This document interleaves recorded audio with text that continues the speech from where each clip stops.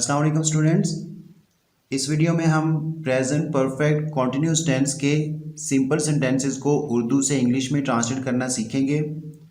सबसे पहले हम प्रेजेंट परफेक्ट कॉन्टिन्यूस टेंसेस की आइडेंटिफिकेशन की बात करते हैं कि उर्दू में हम इसके जो फ़िक्रात हैं या उर्दू सेंटेंसेस को हम कैसे आइडेंटिफाई कर सकते हैं कि ये प्रेजेंट परफेक्ट कॉन्टिन्यूस टेंस के हैं।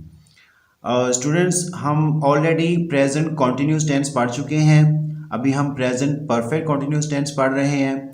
और इसमें इंटरेस्टिंग बात यह है कि दोनों की जो आइडेंटिफिकेशन है प्रेजेंट कॉन्टिन्यूस टेंस की और प्रेजेंट परफेक्ट कॉन्टिन्यूस टेंस की, दोनों की आइडेंटिफिकेशन सेम है। दोनों के एंड पे रहा है, रही है, रहे हैं, रहा हूँ वगैरह ही आता है। डिफरेंस सिर्फ ये है कि प्रेजेंट कॉन्टिन्यूस टेंस में वक़्त का तयन नहीं होता, लेकिन प्रेजेंट परफेक्ट कॉन्टिन्यूस टेंस में साथ में वक़्त का तयन होता है।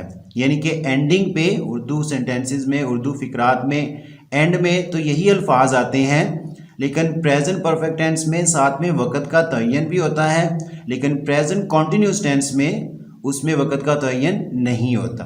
तो ये इन दोनों में डिफरेंस है। इस तरह हम इन दोनों में यानी कि आइडेंटिफिकेशन कर सकते हैं, डिफ्रेंशिएट कर सकते हैं। अब इसका ये सेंटेंस है, मैं इस मकान में 2005 से रह रहा हूँ। अब देखिए एंड पे तो रहा हूँ आ गया, ठीक है, इससे हमें पता चल गया कि ये कॉन्टिन्यूस टेंस है। अब ये प्रेजेंट कॉन्टिन्यूस टेंस है या प्रेजेंट परफेक्ट कॉन्टिन्यूस टेंस है, इसका अंदाज़ा हमने लगाना है उसमें जो दिया हुआ टाइम है। अब इसमें देखिए 2 दिन से काम कर रहा है, तो इसमें भी टाइम गिवन है। इसमें भी पीर से टाइम गिवन है, सुबह से टाइम गिवन है, 4 दिन से टाइम गिवन है।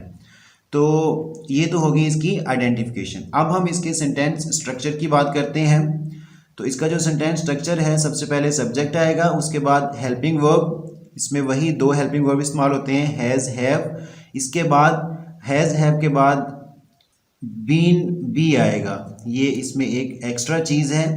हैज़, हैव के बाद बीन आएगा, उसके बाद वर्ब की फर्स्ट फॉर्म, फिर उसके साथ आईएनजी लगेगा, उसके बाद ऑब्जेक्ट आएगा और इसमें सिंस फॉर का भी इस्तेमाल है और एंड पे टाइम आता है और फुल स्टॉप। स्टूडेंट्स फिर मैं एक दफ़ा रिपीट कर दूं, इसमें जो एडिशनल चीज़ है हैज़, हैव के बाद बीन लगेगा, उसके बाद वर्ब की फर्स्ट फॉर्म के साथ आईएनजी, ऑब्जेक्ट, सिंस फॉर का इस्तेमाल और फिर टाइम एंड पे फुल स्टॉप।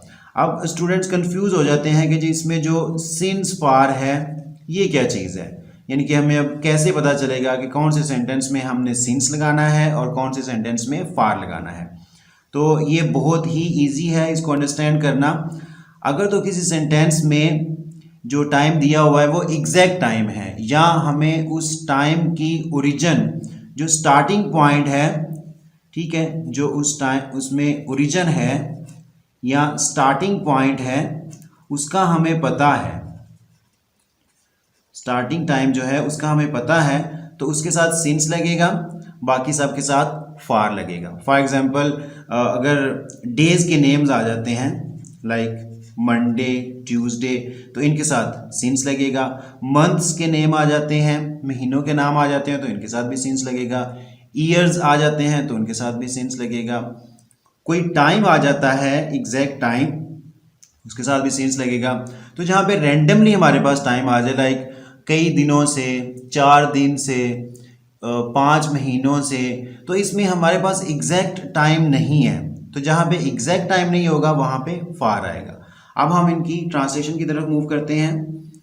मैं इस मकान में 2005 से रह रहा हूँ। अब अकॉर्डिंग टू सेंटेंस स्ट्रक्चर हम इसकी ट्रांसलेशन करते हैं। इसमें जो सब्जेक्ट है आई, तो इसमें आएगा आई। ये मैं आपको पहले बता चुका हूँ कि हैज़ किसके साथ आएगा और हैव किसके साथ आएगा। अगर आपका जो सब्जेक्ट ही, शी, इट या सिंगुलर नाउन है तो उसके साथ हैज़, अगर आई, वी, यू, दे या कोई प्लूरल नाउन है तो उसके साथ हैव। यहाँ पे आई है तो इसके साथ हैव आएगा। I have been. अब देख लें अकॉर्डिंग टू हम सेंटेंस स्ट्रक्चर चल रहे हैं। इसके बाद वर्ब की जो फर्स्ट फॉर्म है रहना, I have been living, live के साथ आईएनजी आ जाएगा, I have been living in this house, अब देखिए यहाँ पे एग्जैक्ट टाइम है तो यहाँ पे सिंस लगेगा, सिंस 2005। थोड़ा सा लेंथी सेंटेंस हो जाता है क्योंकि इसका सेंटेंस स्ट्रक्चर ही थोड़ा सा लेंथी है, लेकिन इतना डिफिकल्ट नहीं है इसको याद करना। नेक्स्ट है वो 2 दिन से काम कर रहा है। अब इसमें देखें 2 दिन आ गया है तो यानी कि ये एग्जैक्ट टाइम नहीं है तो इसमें फार लगेगा। वो इसमें जो सब्जेक्ट है हमारा ही, तो ये आएगा ही के साथ हैज़ लगेगा, ही हैज़ बीन, काम करना वर्क, तो वर्क के साथ आईएनजी आ जाएगा, वर्क की फर्स्ट फॉर्म के साथ ING. He has been working 2 दिन से फॉर 2 डेज। मैंने फॉर इसलिए लगाया क्योंकि ये एग्जैक्ट टाइम नहीं है। नेक्स्ट सेंटेंस है हम पीर से तुम्हारा इंतज़ार कर रहे हैं। अब हम यानी कि वी इसमें जो है वो हमारा सब्जेक्ट है तो वी के साथ हैव आएगा। We have been waiting, we have been waiting for you. अच्छा यहाँ पे ये जो फार आया है ये according to this sentence structure नहीं आया, ये वैसे ही सेंटेंस में आता है। We have been waiting for, we have been waiting for you. अब यहाँ पे आएगा सिंस, ये अकॉर्डिंग टू सेंटेंस जो सेंटेंस स्ट्रक्चर आएगा ये वो वाला सिंस है, सिंस मंडे। जिस तरह मैंने आपको बताया था कि अगर डेज के नाम आ जाएं या मंथ्स के नाम आ जाएं, ईयर्स के नाम आ जाएं तो उसके साथ सिंस ही लगेगा। नेक्स्ट है सुबह से बारिश हो रही है, तो इसके लिए आएगा, अब इसमें भी देखें एग्जैक्ट टाइम है सुबह से, तो आएगा it has been raining, rain first form है उसके साथ आईएनजी लग गया। इट हैज़ बीन रेनिंग, इसके साथ भी सिंस लगेगा क्योंकि ये एग्जैक्ट टाइम है, since morning.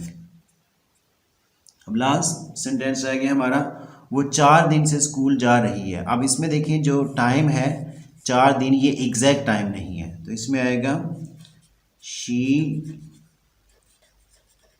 Has been, verb की फर्स्ट फॉर्म गो उसके साथ ING, she has been going to school